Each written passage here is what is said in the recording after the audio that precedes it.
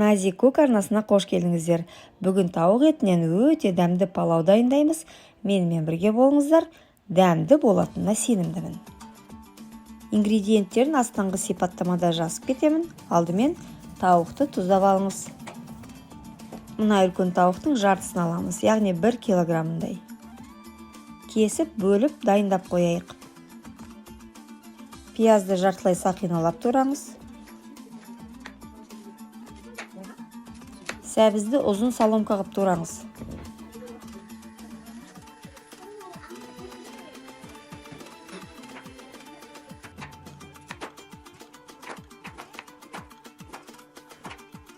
Барлығын алдымен дайындап қояйық. Тауық, сәбіз, пияз. Кишмиштің арнайы базарда осындай түрі бар. Соны алыңыз. Өте дәмді болады палауыңыз. Күріштің лазер деген түрін алсаңыз, палауыңыз шашыраңқы әдемі болып піседі. Сонымен қатар күнбағыс майы, сарымсақ, тұз, су керек болады. Күнбағыс майын құйып, дұрыстап тұрып қазанымызды қыздырамыз. Қатты қызған майға пиязды салып, қоңырлау түс болғанша қуырамыз. Енді тауықты орташа отта араластырып, 7-10 минуттай қуырамыз.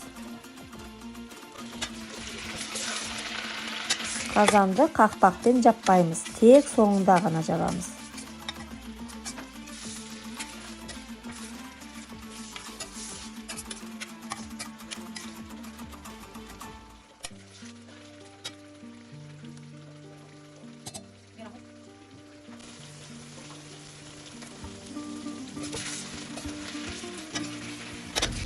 Енді сәбізбен сарымсақты салайық.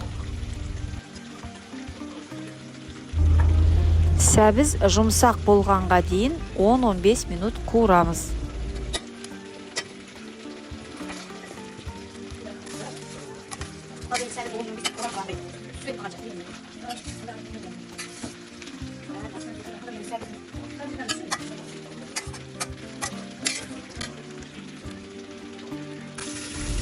Күрішті 2-3 мәрте дұрыстап тұрып суға жуып аламыз. Палауға кишмиштің арнайы осындай түрін алып, оны да жуып, екеуін бірге қосып суға жібітіп қоямыз.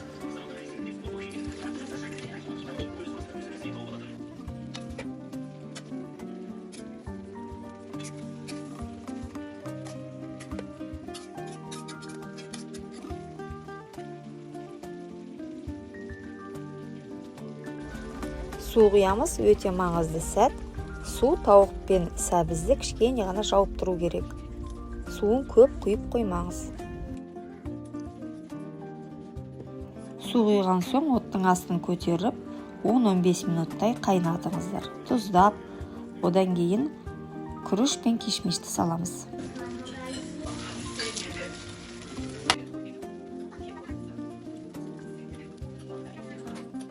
Осы бейнедегідей су кішкене күрішті жауып тұру керек. Қайнап тұрған жерінен қасықпен тұзын көріңіздер. Әр 2-3 минут сайын қасықпен осындай жолдар жасап, буын, суын шығарыңыздар.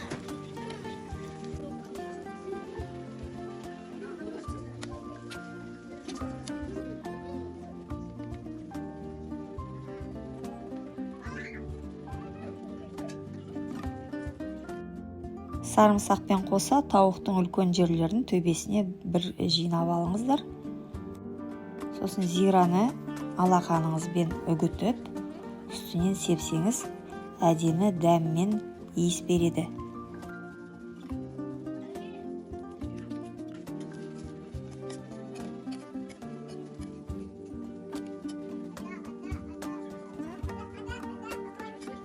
Енді 15 минутқа қақпағын қымтап жабыңыз.